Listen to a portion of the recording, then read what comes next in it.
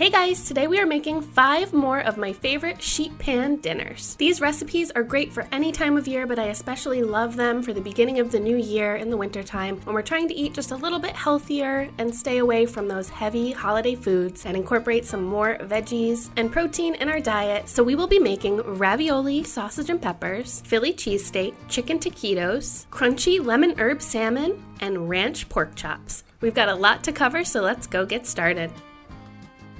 So starting out with my ravioli, sausage, and peppers, I have my sheet pan lined with parchment paper, and I have 2 bell peppers that I sliced thinly, along with 1 red onion thinly sliced and a pint of cherry tomatoes, and we're just going to scatter those all over the pan. And then I have 1 pound of Italian sausage ground that I am going to just crumble all over the pan. This ravioli here, you can use anywhere from 10 ounces to a pound, and I'm just going to scatter those all over, still frozen. And if you remember my sheet pan pierogi recipe from a while ago, this is similar where we are not boiling ahead of time, we are baking them right from frozen, which saves a lot of time and an extra dish. So then we are just going to drizzle some good olive oil all over the top. And then I'm going to season with Italian seasoning or a blend of basil, oregano, and parsley, as well as a little garlic powder, and a sprinkle of salt and pepper. And then I'm also adding on 3 cloves of minced garlic. So then I have my oven preheated to 425 degrees, and we just want to bake this for about 20 to 25 minutes after giving everything a good stir. And then as soon as the sheet pan comes out of the oven, I like to put some Parmesan cheese on top, about a half a cup, give it a good stir, and serve it with some fresh basil or parsley. To me, there is nothing better than a dump and go recipe, whether it's crock pot, sheet pan, skillet. It's just so easy on a weeknight. And although this isn't the healthiest option for the new year, it's very well-rounded and family friendly, and a good way to sneak veggies in there. So now moving on to my sheet pan Philly cheesesteaks. So in a bowl here, we're going to make the marinade for the steak and the veggies. So I'm combining 2 tablespoons of olive oil with 1 tablespoon of mustard, a 1/4 cup of Worcestershire sauce, a teaspoon of salt, a 1/2 teaspoon of pepper, 1 teaspoon of garlic powder, and 1 tablespoon of brown sugar. And we want to give that a stir. And then I have 2 bell peppers thinly sliced, along with 1 onion thinly sliced, and a 1/2 pound of mushrooms, again thinly sliced. You can just buy the pre-sliced package if you like. And we just want to add those into the sauce, along with 1.5 pounds of sirloin steak, very thinly sliced. So once everything's in the bowl there, I like to get in there with my hand and massage the sauce into the meat because that's going to really help tenderize it. But we are not marinating this. We want quick and easy here, people. So massaging the meat and veggies will just really help speed up that process and make it taste like it's been marinating all day. So once that is all tossed together, we are going to spread that on a sheet pan. And I have my oven set to 425 degrees, and we just want to roast this for about 15 to 20 minutes, or until the veggies are tender and the steak is done. And then we are going to lay some slices of provolone cheese on top. You can add as much or as little as you want. I just put a few on here. You could completely cover the sheet pan if you guys really like cheese. You could also use sliced mozzarella if you prefer. And then I just like to pop that back into the oven, even if it's turned off, just to let it melt a little bit. And then I have some nice hoagie rolls. This will serve anywhere from 4 to 6 people, depending on how packed you make your sandwiches. I like to make my rolls into garlic bread, but that's totally optional. I do think that they should be toasted under the broiler for a few minutes, but if you want to make them into garlic bread, you just mix a little bit of melted butter with garlic powder, salt, parsley, and a little paprika, and spread that on the rolls. And then you just scoop some of the meat and veggie mixture onto the rolls and serve. This one has been in the meal rotation quite a few times already in January. It's really a big hit with my family.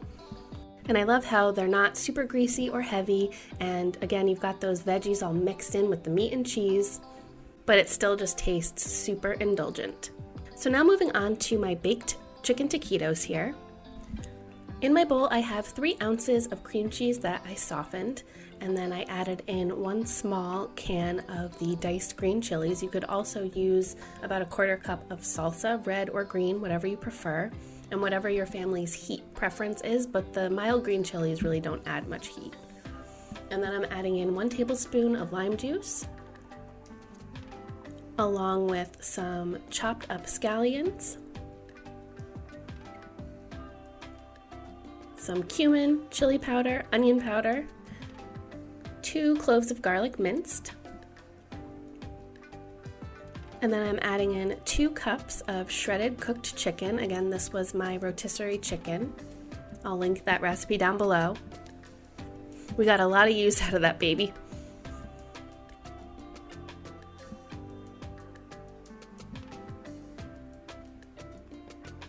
And then I'm going to add in 1 cup of shredded cheese. Now you could use Monterey Jack, pepper jack, cheddar.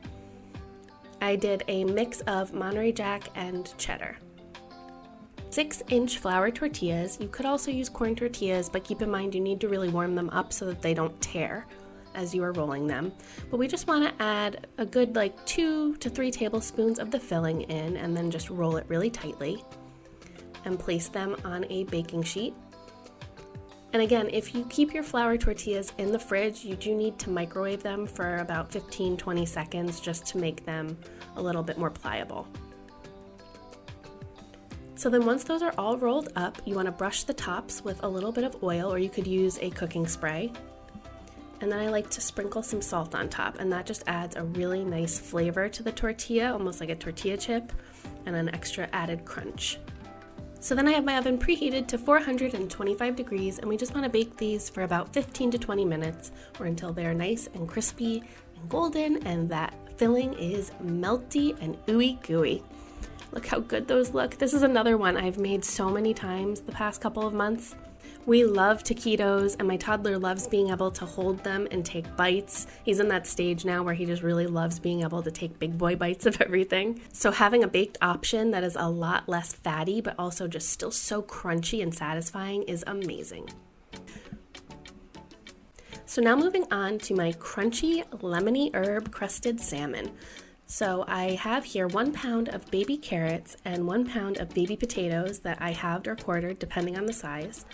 And I just added 2 tablespoons of olive oil and about a teaspoon each of salt, garlic powder, and thyme, and also some pepper,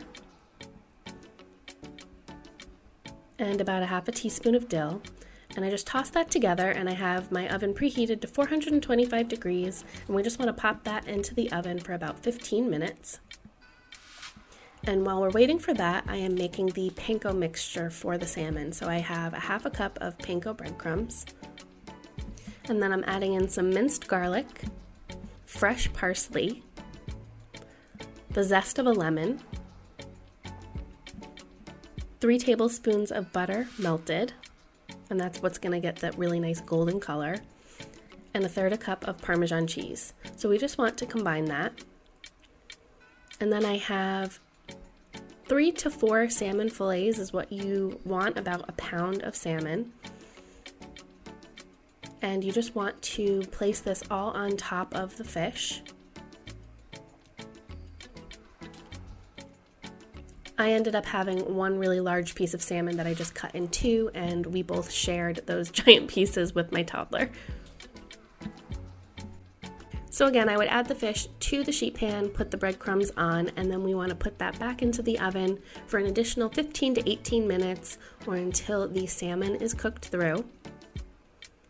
And while that's cooking, we are going to make the creamy dill sauce to serve with it. So I have a half a cup of sour cream, combined with 2 tablespoons of mayo, 2 tablespoons of lemon juice, or the juice from that lemon we zested earlier, a teaspoon of dried dill, and some salt and pepper. And we just want to give that a good stir and set that aside. And I like to serve this on my carrots and potatoes. And it just really makes the whole dish really cohesive with that dill and lemon flavor all over everything. And if you like dipping sauce as much as we do, then this is perfect for you. And again, another dish that feels really indulgent and luxurious, but it's so quick and easy to do. This is something that I would make for a dinner party if I had family or friends coming over, and that way you can spend more time with them rather than in the kitchen. But again, perfect for any weeknight dinner. And then last but certainly not least are my crispy ranch pork chops. So in my bowl here, I have 3 tablespoons of melted butter, and to that I am adding a half a tablespoon of ranch powder, salt and pepper, and a half a cup of Parmesan cheese. And then I have 1 pound of baby potatoes that I cut in half, and I'm just going to toss those all in that mixture. And I have my oven preheated to 425 degrees. And I placed the potatoes on my sheet pan and baked that for about 10 minutes. So while we're waiting for that, we are going to work on the pork. So I'm making my dredging station here, and on my plate I have a half a cup of breadcrumbs. You could use panko or regular. I believe I had panko here. Whatever I have in the pantry is usually what I do. And I'm just mixing that with 2 more tablespoons of that ranch powder and 2 more tablespoons of Parmesan cheese. And then in my bowl, I have 1 large egg, and I'm mixing that with a 1/4 cup of flour. I like to combine them when I'm working with panko because it acts like more of a glue when you have those bigger, looser breadcrumbs, and just sticks to the pork a lot better. And it saves you a step of doing flour, egg, breadcrumb, flour, egg. So anyway, I have 4 to 5 pork chops, about a half to 3/4 of an inch thick, and I'm just going to dredge those into the egg and flour mixture and then the breadcrumbs. And then we just want to place those on the sheet pan, give the potatoes a good mix, and push those to the side because we're going to need room here. So I added the pork chops to the center. And then in the same bowl that I mixed the potatoes in, I have 1 pound of green beans. And I'm mixing those with 1 tablespoon of butter and some salt and pepper. And those are just gonna go on the other end. It was a tight squeeze, but it worked. So then we just wanna bake the rest of that for an additional 10 to 15 minutes, depending on how thick your pork is. It may need to be closer to 20-25 minutes. You want the pork to reach about 145 to 150 internally. I like my pork more well done, but you don't want it to be too dry either. And there you have it, 5 more of my favorite sheet pan dinners. I really hope you enjoyed coming along and making them with me. After the holidays, I am just all about easy, quick, hearty meals. And I'm sure a lot of you can relate, so I hope you give these a try. And if you do, please let me know what you think down in the comments. And thank you so much for watching until the end. We'll see you in the next one. Bye.